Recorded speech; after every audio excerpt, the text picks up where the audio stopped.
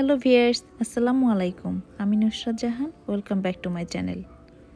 আজকে আমি এসেছি গ্রাম বাংলার একটি ট্র্যাডিশনাল ডেজার্ট রেসিপি নিয়ে। এটা তৈরি করা হয় লাউ দিয়ে। এটাকে কেউ দুধ লাউ আবার লাউয়ের পায়েসও বলে থাকে। শীতের সময় এই লাউয়ের পায়েস গ্রামের একটি অন্যতম ডেজার্ট হিসেবেই পরিচিত। চলুন তাহলে দেখে নিই কী কী উপকরণ লাগছে এই ডেজার্টটিতে।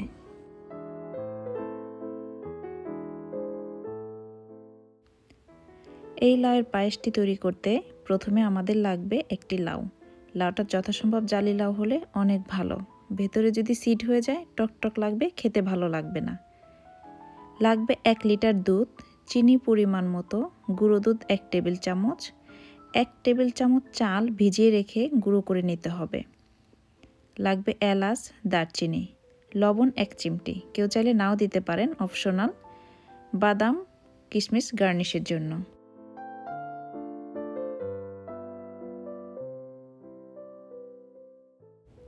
এখন প্রথমে একটা হাঁড়িতে 1 লিটার দুধ দিয়ে আমি জাল করে নিচ্ছি।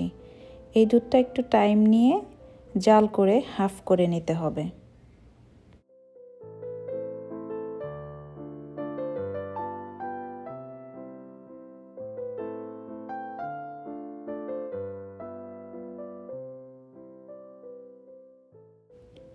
দুধটা জাল হতে হতে এপাশে আমরা লাউটা রেডি করে নেব। এখন প্রথমে লাউটাকে একটি পিলারের সাহায্যে উপরের খোসাটা ছিলে নিচ্ছি।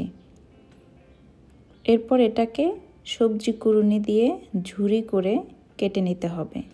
কেউ চাইলে বটি দিয়ে বা নাইফ দিয়েও ঝুরি করতে পারেন, তবে মনে রাখতে হবে ভেতরের যে সফট বীজ অংশটা সেটা একেবারেই নেওয়া যাবে না। যতটুকু সম্ভব ঝুরি করে নিতে হবে।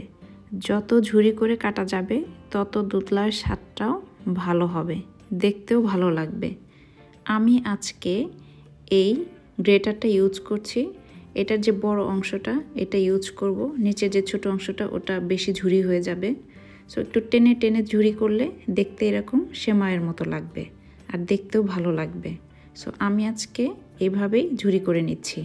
আপনারা চাইলে আপনাদের পছন্দ অনুযায়ী হাতে ছোট করে ঝুরি করতে পারেন, বটি অথবা ছুরির সাহায্যে। আমি এভাবে ঘুরিয়ে ঘুরিয়ে উপরের যে শক্ত অংশটা ওটাই নিয়ে নিচ্ছি, ভেতরের অংশটা একেবারেই নেওয়া যাবে না।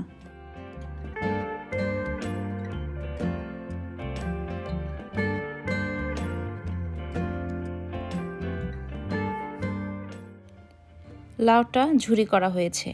এবার একটা হাঁড়িতে আমি পর্যাপ্ত পরিমাণ পানি গরম করে এতে ঝুরি করা লাউ দিয়ে 8 থেকে 10 মিনিটের জন্য ভাপ দিয়ে নেব।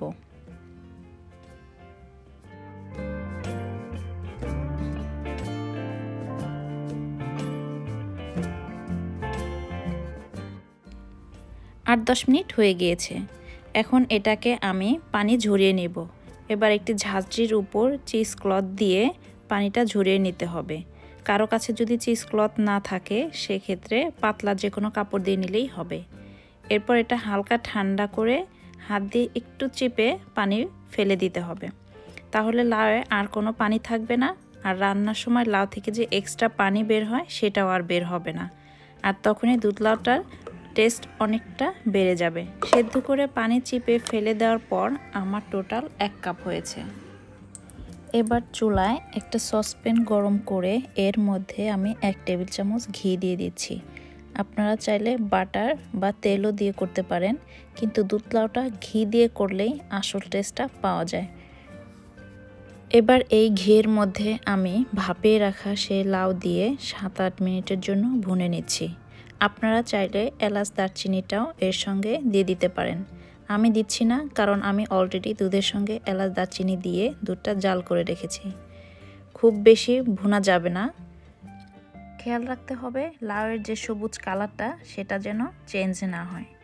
আর কেউ চাইলে এর সঙ্গে নারকেল কুড়ানো অথবা গাজর ঝুরি করেও এর সঙ্গে অ্যাড করতে পারেন।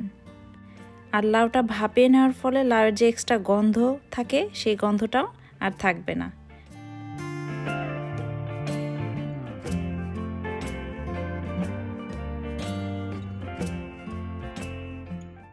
লাউটা কিন্তু প্রায় ভুনা হয়ে এসেছে। আর ওপাশে যে দুধটা চুলোয় রেখেছিলাম সেটাও কিন্তু জাল হয়ে হাফ হয়ে এসেছে। এখন আমি এই ভুনা করা লাউটা দুধের মধ্যে অ্যাড করে দিয়ে দিব। আর সঙ্গে আমি দিব পরিমাণ মতো চিনি। এখন এটা আমি 10-12 মিনিটের মতো জাল করে নেব। আর এদিকে আমি হাফ কাপ পানির মধ্যে 1 টেবিল চামচ গুঁড়ো দুধ এবং 1 টেবিল চামচ ভিজিয়ে রাখা চাল দিয়ে একটু ব্লেন্ড করে দিয়ে দিচ্ছি। আপনাদের কাছে যদি চালের গুঁড়া থাকে চালের গুঁড়াটা ইউজ করতে পারেন, কিন্তু ময়দা ইউজ না করাটাই ভালো। আমার মনে হয় দুধ লাউয়ের মধ্যে চালের গুঁড়াটাই বেশি ভালো লাগবে। এখন আমি সামান্য একটু লবণ দিয়ে দিচ্ছি। এটা টোটালি অপশনাল, কেউ চাইলে নাও দিতে পারেন, কিন্তু আমার কাছে মনে হয় এইরকম মিষ্টির মধ্যে একটু লবণ দিলে মিষ্টির টেস্টটা একটু বেড়ে যায়।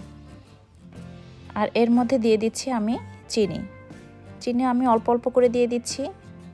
চিনিটা আমি এর আগেও অ্যাড করেছিলাম, এখন আরেকটু অ্যাড করে নিচ্ছি।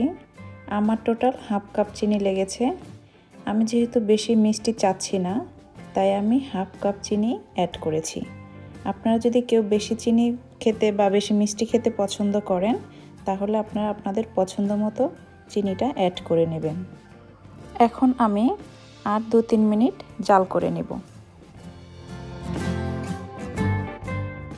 আপনারা দেখতে পাচ্ছেন পায়েসটা কিন্তু প্রায় ঘন হয়ে এসেছে।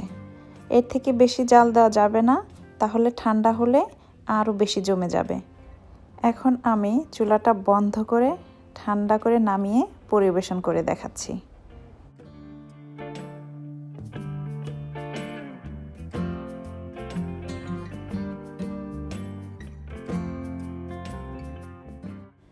তৈরি হয়ে গেল আমার গ্রাম বাংলা ট্র্যাডিশনাল লাউয়ের পায়েস।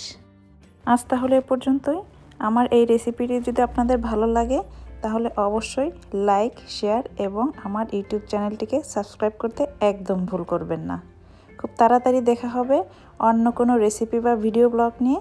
সে পর্যন্ত সবাই ভালো থাকুন, সুস্থ থাকুন। আল্লাহ হাফেজ। Thank you for watching.